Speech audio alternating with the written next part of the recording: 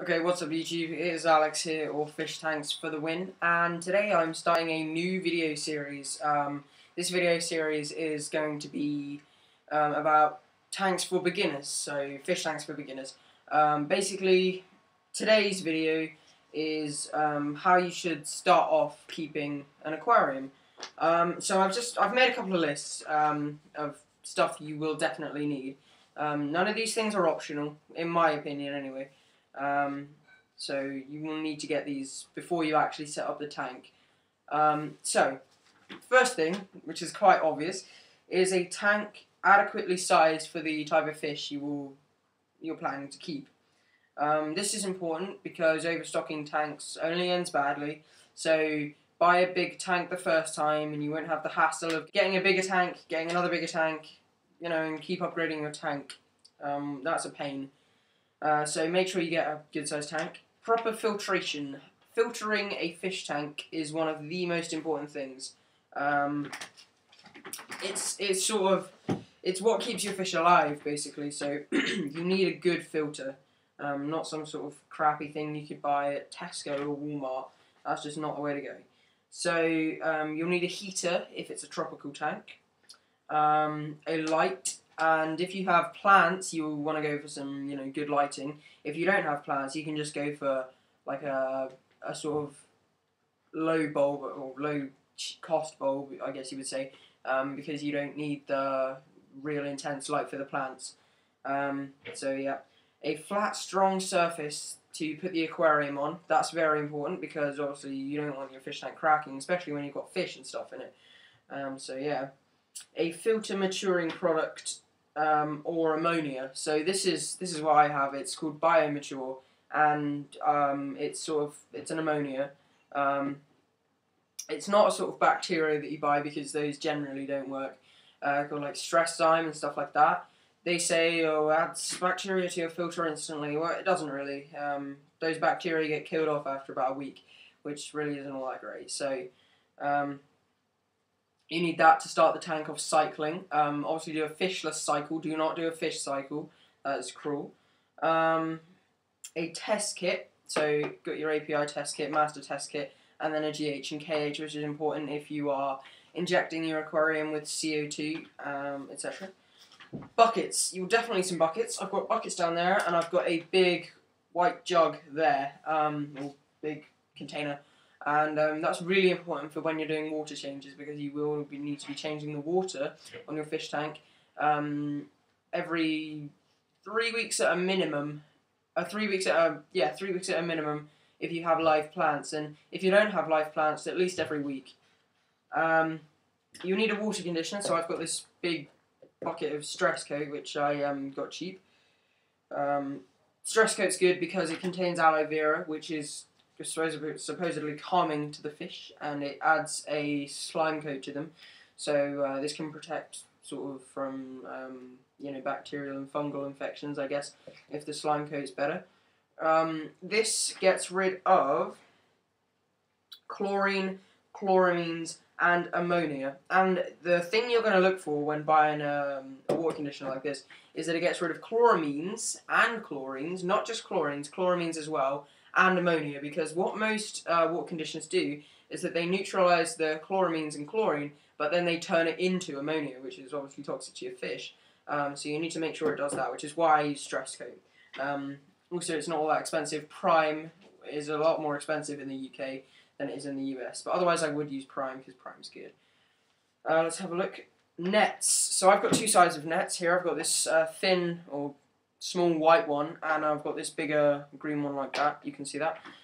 Nets are very important, obviously, for transferring fish.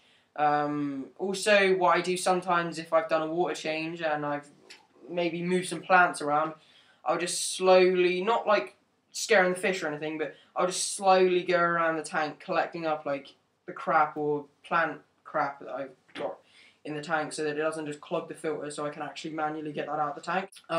You need some sort of substrate. Now, you don't need a substrate because you can have bottomless fish tanks, such as goldfish bottomless fish tanks actually look quite nice.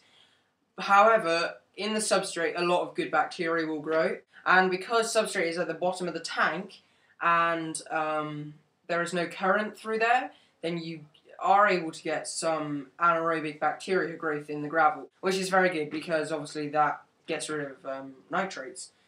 And also gravel is just a lot nicer for the fish. It's a lot less stressful for them because, you know, being in an aquarium isn't an ideal scenario for fish. The fish being in their natural habitat is an ideal scenario, so putting them in an aquarium is a bit of a problem for them. So you want to make it as good as you can, basically. You want fake or live plants. Now this is important if you've got live bearers, so the fry can hide. And it just basically provides hiding places for the fish and makes them feel a lot more comfortable in the tank. You'll need some sort of decorations or rocks. Obviously in this goldfish tank, which is that way, you'll see I've got some sort of reddish rocks. And I have got rocks in there, but the lights are quite bright, so you won't see that. Wood, you can use sort of fantasy ornaments like castles and stuff like that, whatever you want really. The fish don't care as long as they got hiding places, they don't really mind. You'll need some filter media, so fluval carbon. Carbon's the most commonly used media really. Sponge, carbon, you know, like ceramics. Ceramics are the most important, but carbon is more widely used. So you'll need some replacement of this, whether it's in like a slide bag or it's in a box in a like net bag. You'll need a thermometer. This is important even if you're keeping a cold water tank, so you can monitor the temperature because sometimes the light could be heating the tank if you've got like incandescent bulbs.